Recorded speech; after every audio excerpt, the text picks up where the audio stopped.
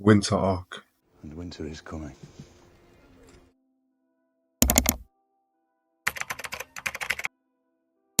Commonly defined as a period where individuals use the coldest, darkest days of the year as a means to refocus, pre-visualize, and arrive at their desired destination. If I had to provide a visual definition, it looked something like this. Headphones, black hoodie, a message from your girl telling you she don't love you no more. It's tough, innit? That's what I'm gonna talk about today. Now I'm looking more suitable, like I mean business. Do you get what I'm saying? You can also look at this video as a test to see how fried your dopamine is. Can you even watch the whole video from start to finish without scrolling, checking the comments, looking for other videos, notifications, or what time is it, or just daydreaming? This is going to be your winter.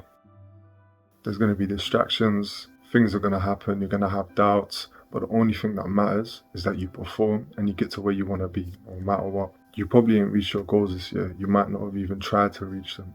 You just sat down with your balls in your hand, waiting for something to change in your life. But this is aimed at me as well though, because we're all in the same sinking ship. Your days probably consisted of waking up late, eating junk food, watching Netflix, fapping, not close to God, just wasting your year. Like the previous years where you said you do something but nothing happened. Rather than just telling you what you're doing wrong, I'm gonna go through some actionable steps of what you need to do to correct the end of your year and come out in a place where you want to be. I'm only going to list 3 things and then one other thing at the end of the video. And the reason I'm only putting 3 things as like non-negotiables is because when I was starting off my journey, I was doing bare shit. Like I was just trying everything and it becomes really overwhelming and it's just not sustainable. Like if you're journaling, cold shower, going to the gym, eating healthy, doing everything, you're just not going to make it to the end of the year. It's not possible. So I want to make it as like feasible to get towards the end of the year by just doing the 3 most important things to build a solid foundation. Social media. This won't take long. It's very straightforward and you probably already know this, but just to reiterate it and like get it into your head, you spend too much time on there. You're doom scrolling. You shouldn't be on there. It's a waste of time. It's literally destroying your dopamine. Every time you doom scroll, you get small bursts of dopamine in your head which just fizzle out over time. It will make it harder for you to feel content or motivated with anything in your life. Unless you're creating social media, get off there, delete it. It's a non-negotiable. Instagram, TikTok and Twitter, cut that out of your life. I'm telling you, by the end of the year, it's going to be different. You'll see it within the first week because you're going to be bored, so you're going to have to do something. And that something is going to be what you need to do. Business, work, school, the other stuff that, you know what I mean, that's actually important to you. So like I said, unless you're creating social media, delete it for now. In a couple months time, when you've sorted out your stuff, you're going to the gym consistently, all of that I'm going to get onto later. If you genuinely still feel like social media is something that you need, it's your prerogative, innit? I'm not going to tell you what to do at that point, but for now, delete it for the coming winter. By like February times, then you can reevaluate and see what you want to do. If you want it bad enough, you find a way. If you don't want it bad enough, you find an excuse. I love that quote, innit? Let me take these headphones off. The most straightforward, simple quote. I love that. I tell myself it all the time. If you can hold on to one thing from this video, hold on to that quote. Second thing, sleeping. Chances are you're either working, you're in school, or even if you're not, waking up early is something that you need to implement, especially in these last couple months of the year. I don't want to just tell you, I want to give you actionable things to do that can help you. You might have heard of Andrew Huberman. He's a neuroscientist. In the bro speech, he does stuff with the brain, innit? Like neuroscience and all of that stuff. He says it takes 3 days to shift the biological mechanisms of the brain to make you a morning person. So there's 3 categories of people: a night owl, a morning person, and then the rest of the population, which is the majority, which is people that sleep from around 9 to 11 and then they wake up around 6 to 8. Chances are you fall under that category, but this part is for the people that are night owls and trying to become morning people. So this part is hella sciencey, so I'm gonna dumb it down. There's something called the circadian rhythm, which is basically your body's 24-hour clock telling you when you need to eat, when you need to sleep. So you could be in a blacked out room and you'd still have a period of time where you sleep and a period of time when you're awake. There's 4 main things that contribute to that.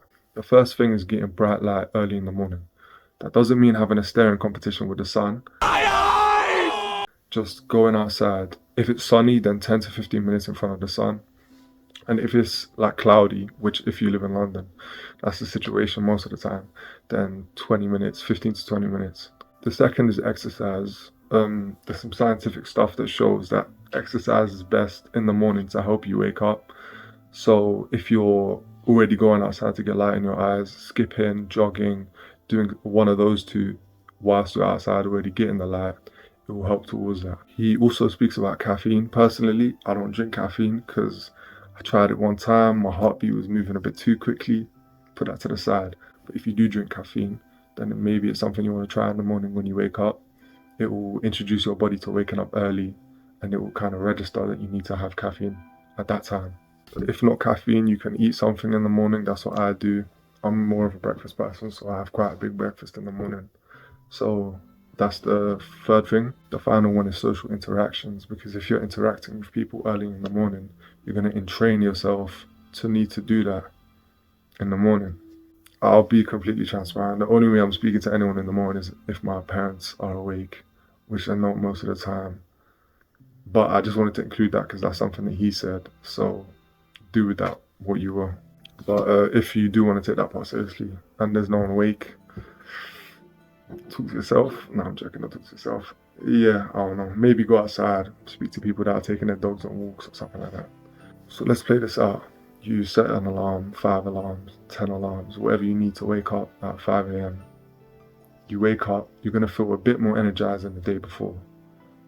The goal is to keep doing this until you wake up on your alarm or slightly before your alarm. You're going to use it like training wheels on a bike. You're just going to keep using it. He said it takes around 3 days, but I'm guessing it's a case-by-case scenario. So just use it until you feel comfortable waking up at 5 a.m. And that's going to help you a lot, because if you need to go to school, then you need to wake up earlier to do your work, to do everything, go gym, whatever. So yeah, that's the second point. If you want a more extensive guide, I'll link what I'm quoting down below, and you can go check that out. But I kind of gave you like the gist of it, you know what I mean, the bro science part. The final part is gym and eating clean. Before I get into that, I left a link in the description. It's just to help you if you're starting out with the gym. So there's 2 workout plans. There's one if you have access to the gym, and then one if you're only from home. But I did it with the idea that you would have at least 2 dumbbells. So both of those workouts are on there. It's only £5,000. I'm joking. I'm not selling a course. It's like a Google Doc or a PDF. So you just download it and then you can do what you want with it. It's like if there's pull-ups on there or something and you can't do pull-ups, then just look for a variation of it. But it's a place to start. Yeah, so this part's simple. You want a good body, go to the gym more consistently. Focus on your form, slow reps, progressive overload, which basically means adding reps and adding weights over time, because that will lead to the muscle fibers expanding. If you want to lose weight, then make sure you're doing 8 to 12k steps a day. I had like my own weight loss journey, which I'll go into if you guys find it interesting. But yeah, 8 to 12k steps a day. Make sure you're doing like 20 to 30 minutes on the incline walking. I feel like that helps you burn calories the quickest, because that stair machine, it's not for me, bro. I'll be real. I'll be sweating like crazy when I get off that. And then do weightlifting like 3 to 5 times a week, and then you can bump it up slowly.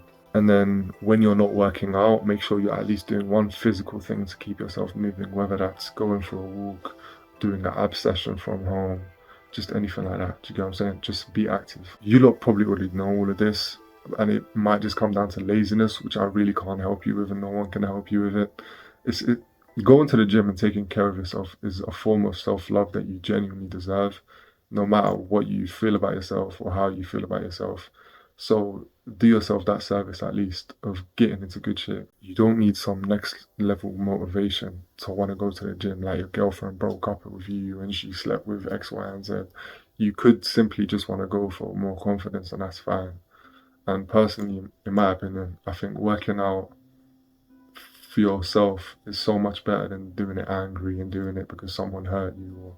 But if that is your motivation, you know what I mean, whatever gets you going. I already mentioned the quote. I'm going to say it again. If you want it bad enough, you'll find a way. If you don't want it bad enough, you'll find an excuse.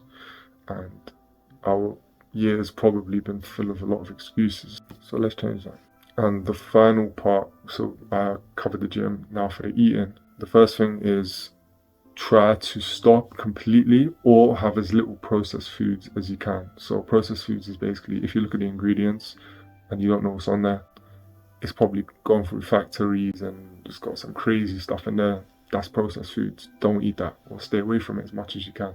Get your protein in as well For muscle gain, bro science again, I'd say around 120 grams to 160. The reason I say that is because obviously you can say 1 gram of protein for 1 pound of fat, but then if you're extremely overweight, having like 250 grams of protein won't really do you a service unless you're jacked. So I'd say stick between 120 to 160. As long as you're hitting that, you should be good. So get high complex carbs in as well. It gives you a steady release of energy over time rather than having cereal and all the other stuff that you can get carbs from, but they're bad for you because they're processed. That consists of whole grains like oats, brown rice, quinoa, legumes, chickpeas, beans, vegetables. Yeah, if you search it up, you should get a list, but that's just to name a few. Like I said in the beginning, don't worry about tracking macros. It's exhausting. It will put you off eating in general. Like if you're early into your working out and eating healthy, that's not something you should be worrying about off the bat, I promise you. So now once you've solidified the previous steps into your routine, they're a habit, so you do them automatically. You don't even have to think about it. At this point, I'd urge you to start thinking about doing a side project, a business, something on the side. There's no better feeling than having a project, a video, a business, a book. It just gives you a purpose, something to wake up to. That's a level of fulfillment that you should try to get to. Something that you can wake up to and do for the rest of your life. But whatever you do pick, you should promise yourself you're going to stick with it for 1 year at the least. And with most people's attention span, they switch within a week, so they never get far. So yeah, whatever you do choose, promise yourself you'll stick with it for a year before moving on. Yeah, that's the 3 things. If you enjoyed the video, like, subscribe. I'll be posting more soon. Yeah, thank you very much.